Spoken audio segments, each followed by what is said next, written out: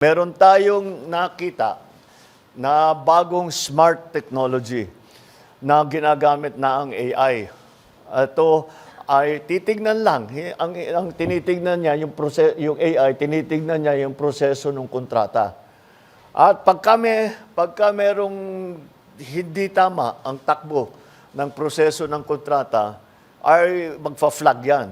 Meron tayong smart technology para tignan kung ano ba talaga ang standard, kung maganda ang pagkaayos. Ito tinitignan yung kung talagang linalagyan ng rebar, kung makapal talaga yung konkreto, yung semento sa tamang specification.